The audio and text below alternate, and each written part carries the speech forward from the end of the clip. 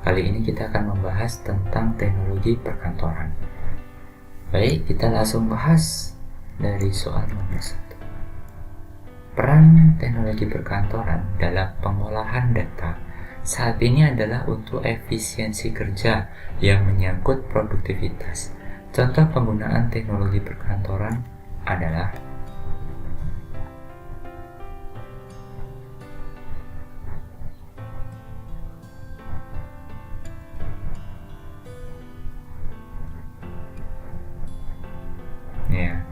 teknologi perkantoran mengetik dengan menggunakan komputer.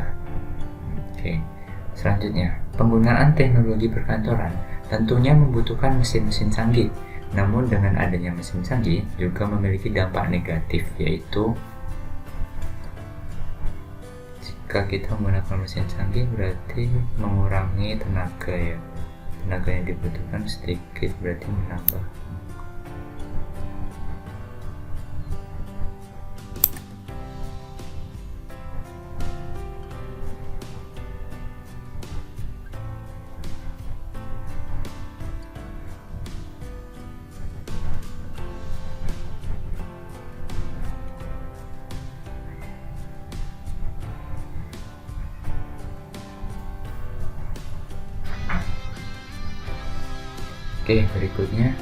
Berikut ini yang termasuk dalam barang habis pakai. Barang habis pakai kertas ya. Berikut ini yang termasuk barang yang tidak habis pakai. Tidak habis pakai itu bisa dipakai berulang kali.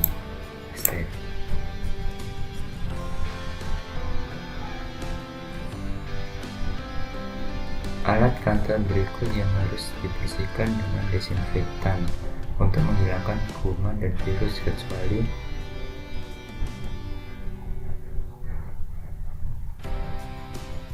komputer.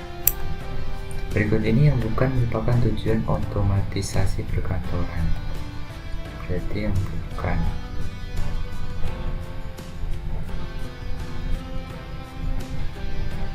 Meningkatkan biaya produksi.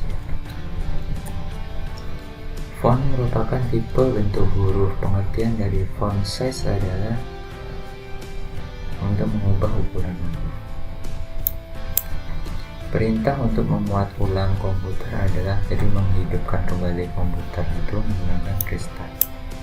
Bagian Microsoft Word yang terdiri atas beberapa icon yang dapat ditambah dan dikurangi drop-down dan merupakan fitur paling sering diakses pengguna ketika bekerja dengan dokumen seperti Save, Email, Quick, dan Print. Ada kata kunci Quick Access Toolbar yang termasuk perangkat penyimpanan data pada komputer. Untuk menyimpan data itu di flash disk yang termasuk dalam perangkat proses komputer untuk memproses sebagai otaknya komputer, CPU ya. Gambar di atas merupakan perangkat, ini perangkat input ya, mouse. Ini perangkat speaker untuk pengeluaran, perangkat output.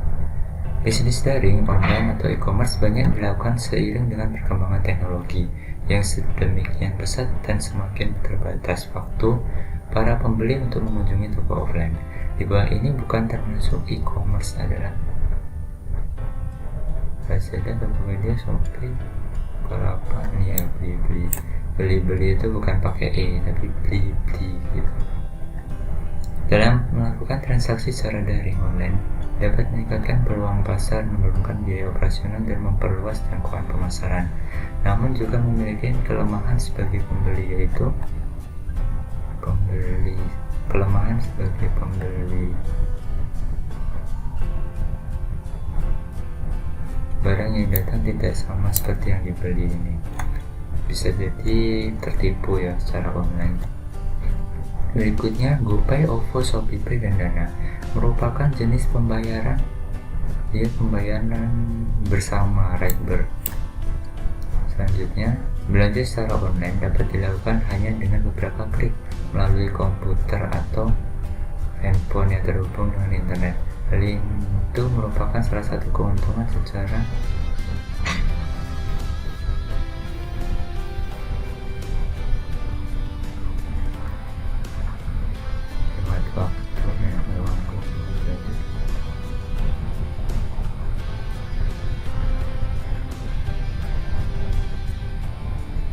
tidak menunggu lama.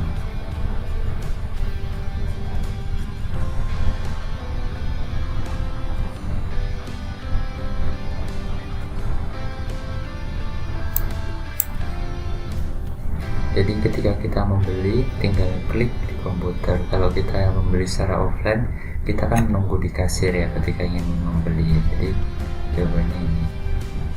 Ini tadi ada rekber itu rekening bersama. Jadi ada tempat penampungan rekening atau uang untuk bersama ya. Selanjutnya, jika transaksi online dapat dengan mudah diakses oleh semua orang di dunia dan tidak terbatas oleh tempat serta waktu, karena semua orang dapat mengaksesnya hanya dengan menggunakan media perantara internet. Transaksi daring online bermanfaat untuk dunia ya, diakses semua orang di dunia, berarti memperluas jangkauan.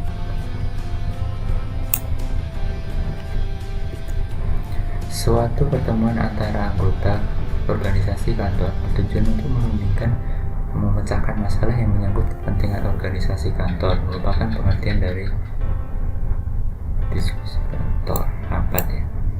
Organisasi kantor tidak akan lepas dari penyelenggaraan rapat, karena menggunakan menyampaikan informasi, berdiskusi, menjalin komunikasi, dan untuk membuat peraturan-peraturan. Hal tersebut merupakan jenis rapat, syarat, prosedur, fungsi rapat ya. Fungsinya rapat itu untuk menyampaikan informasi, diskusi, komunikasi gitu ya. Selanjutnya, di era modernisasi ini tidak mengharuskan rapat secara berkumpul dalam suatu tempat, namun dapat dilakukan dari mana saja melalui internet. Berikut ini contoh dari rapat secara online, yaitu rapat online itu bisa menggunakan Zoom. Berikut ini alat yang bukan digunakan untuk telekonferensi adalah telepon ya. Telepon masih pakai gagang telepon itu yang lama, model lama, pakai kabel. Selanjutnya, berikut ini merupakan syarat-syarat rapat yang baik, kecuali sangat terbuka baik, partisipasi aktif baik, berdasarkan argumentasi baik, disiplin waktu baik. Berarti yang bukan ini memonopoli pembicara. Menurut jangka waktunya, rapat dibedakan menjadi beberapa, kecuali rapat harian, mingguan, bulanan, semesteran, tahunan. Ini yang tidak mungkin rapat harian, masa setiap hari rapat terus ya. Jadi selanjutnya, menurut sifatnya, rapat dibedakan menjadi beberapa, kecuali resmi, tidak resmi, terbuka, tertutup, rapat kusir. Rapat kusir ini debat kusir, rapat tidak debat yang tidak ada habisnya, tidak ada ujungnya. Oke, selesai. Terima kasih atas perhatiannya. Mungkin kalau ada kritik, saran, silahkan di komen. Jangan lupa like dan subscribe. Terima kasih atas perhatiannya. Assalamualaikum warahmatullahi wabarakatuh.